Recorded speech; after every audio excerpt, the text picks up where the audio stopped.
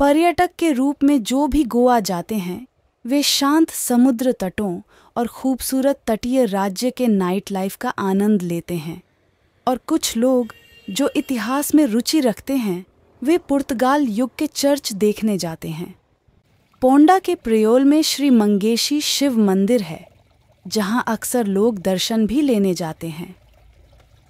लेकिन बहुत से लोग गोवा की समृद्ध और प्रचुर संस्कृति और इसके हिंदू मंदिरों के बारे में नहीं जानते हैं, जिनमें से एक प्रसिद्ध मंदिर है महालसा नारायणी देवी मंदिर।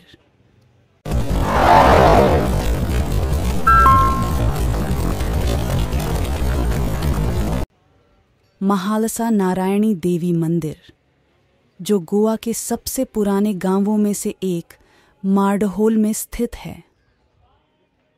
गोवा के शांत परिदृश्य में नारियल के पेड़ों की हल्की सरसराहट और समुद्र की सुखद धुन के बीच एक मंदिर है जो दैवीय कृपा और दिव्य वैभव के प्रमाण के रूप में खड़ा है।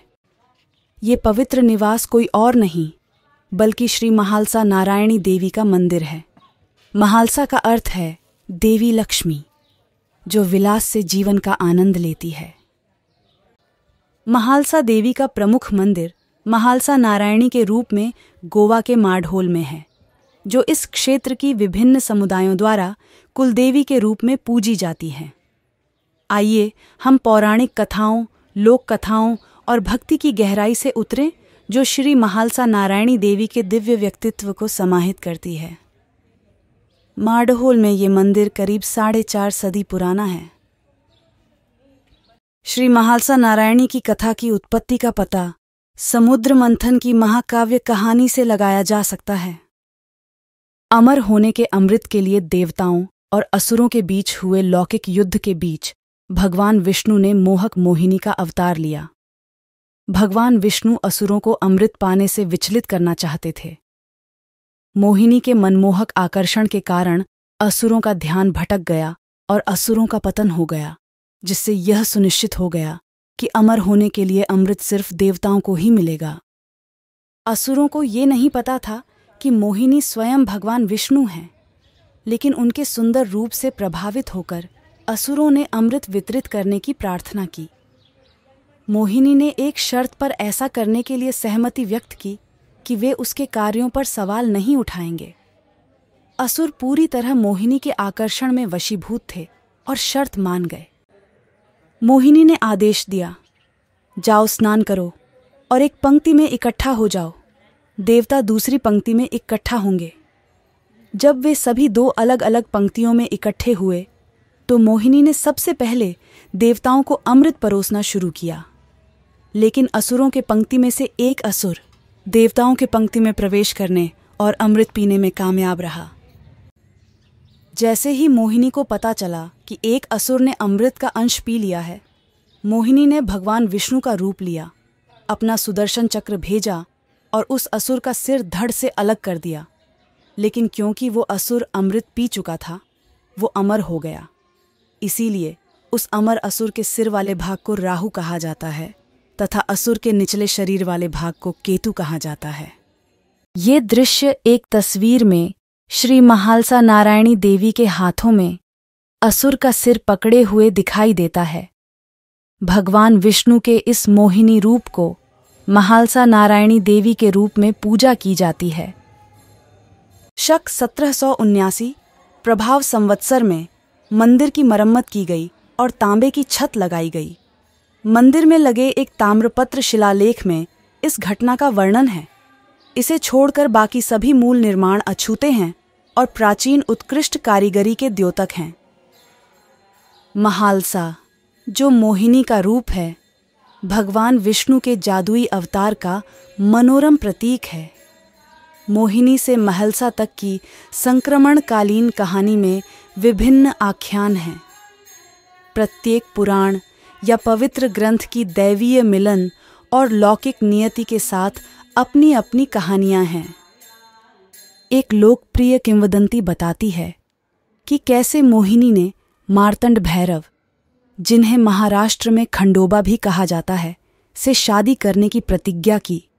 इस प्रकार उन्हें महालसा की दिव्य पहचान मिली।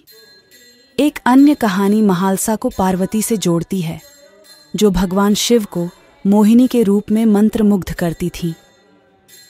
विविध आख्यानों के बावजूद महालसा देवी विष्णु के मोहिनी अवतार के रूप में ही ज्यादातर पहचानी जाती हैं। गोवा और अन्य राज्यों में भी महालसा देवी को भगवान विष्णु का मोहिनी रूप ही माना जाता है, इसलिए इन्हें महलसा नारायणी कहा जाता है। महालसा नारायणी देवी जनेऊ पहनती हैं, जो उनकी अनूठी विशेषता है। जनेऊ एक पवित्र धागा है जो पुरुष देवता और ब्राह्मणों द्वारा पहना जाता है। ऐसा माना जाता है कि जनेऊ पवित्रता को बढ़ाता है। देवी महालसा को छोड़कर हिंदू देवताओं में कोई अन्य महिला देवता जनेऊ धागा नहीं पहनती हैं।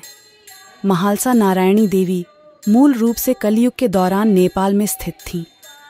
फिर उन्हें महाराष्ट्र के औरंगाबाद लाया गया। मुगल प्रभुत्व के दौरान औरंगाबाद मुस्लिम शासन के अधीन आ गया और मूर्ति को गोवा में एक गुप्त स्थान पर रखा गया। बाद में वर्तमान गोवा में स्थित वर्ना में एक छोटा मंदिर बनाया गया।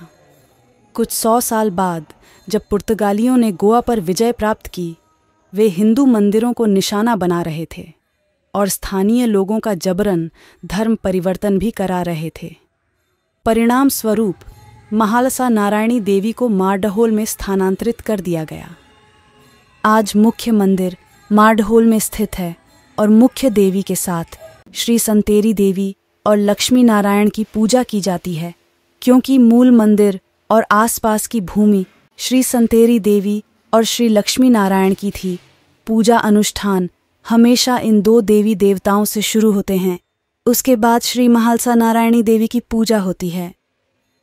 श्री संतेरी देवी और श्री लक्ष्मी नारायण के मूल मंदिर का जीर्णोद्धार 5 साल पहले किया गया था। इसका छत और दरवाजे मोटी समृद्ध सागवान की लकड़ी से बने हैं, जो इन संरचनाओं के आकर्षण को काफी बढ़ा देता है। आप कारीगरों द्वारा की गई अच्छी नक्काशी और जटिल काम को भी देख सकते हैं। इस मूल मंदिर के दाहिनी ओर श्री महालसा नारायणी देवी का मंदिर है। बीच में कुछ समय के लिए श्री महालसा नारायणी देवी की मूर्ति को मुदगेरी में भी रखा गया था, जो उत्तरी कर्नाटक में है और मारडहोल से 60 किलोमीटर दूर है। लेकिन सही समय आने पर उन्हें वापस मारडहोल लाया गया। देवी के 5 मुख्य गण अर्थात ग्राम पुरुष, भगवती, दध, सिंह पुरुष और महाल पुरुष भी उसी मंदिर परिसर में स्थित हैं और मुख्य देवी की पूजा से पहले इन सब की दैनिक पूजा की जाती है। हाल के वर्षों में देवी की लोकप्रियता इतनी बढ़ गई है कि कुमता, कुंडापुरा, उडुपी, मैंगलोर, मुडगेरी और तटीय कर्नाटक के क्षेत्रों में नए मंदिर स्थापित किए गए हैं। श्री महालसा नारायणी देवी की मूर्ति खड़ी हुई है और उनके 4 हाथ हैं। दाहिने पिछले हाथ में त्रिशूल और बाएं पिछले हाथ में अमृत कुंभ है। एक राक्षस विरोचन दाहिनी ओर घुटनों के बल बैठा हुआ है, जिसे देवी ने बालों से पकड़ रखा है। महालसा देवी के पैरों के नीचे एक राक्षस है और उसके बाएं हाथ में एक राक्षस का कटा हुआ सिर है, जिसमें से खून बह रहा है, जिसके नीचे एक शेर बहते हुए खून को चाटता हुआ दिखाई देता है। गोवा की सुंदरता, इसके हरे भरे परिदृश्य और शांत तटों के बीच श्री महालसा नारायणी देवी दिव्य कृपा और दिव्य वैभव के प्रतीक के रूप में राज करती हैं। पौराणिक विद्या और आध्यात्मिक भक्ति में डूबी उनकी गाथा अटूट विश्वास और पारलौकिक ज्ञान की विरासत को बढ़ावा देते हुए पीढ़ियों को प्रेरित करती रहती है। श्री महालसा नारायणी की दिव्य उपस्थिति हमारे जीवन को आशीर्वाद और दिव्य मार्गदर्शन से रोशन करे। श्री महालसा अर्पण मस्तु।